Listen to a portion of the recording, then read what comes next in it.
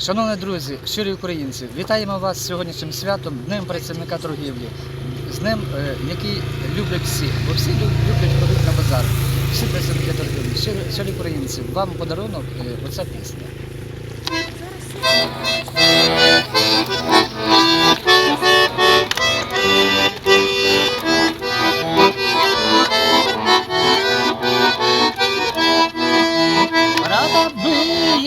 Рада би я ту водицю пити, рада би я з милим говорити, рада би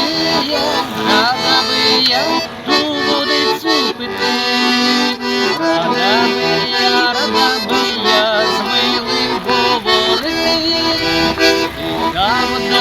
Тиха вода, тиха на бистрині. Давно вже я не була з милим на бесіді. Рада би я ту водицю пити, рада би я з милим говорити, рада би я ту водицю пити, рада би я з милим говорити. Казав милий, що мене попросив, як на горі на високій пшеницю покосив. Він покосив, вже й осінь минає. Він сяжений бере другу, а мене лишає. Він покосив, вже й осінь минає. Бере другу, а мене лишає. Нерви мили, солодкі малини.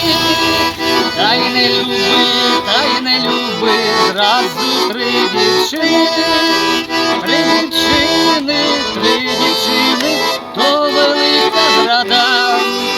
Одна плаче, друга скаче, третя тому рада. Три дівчини, то велика зрада. Одна плаче, друга скаче, третя тому рада.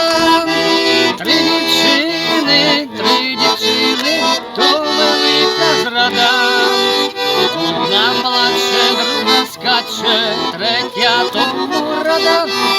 Слава Україні!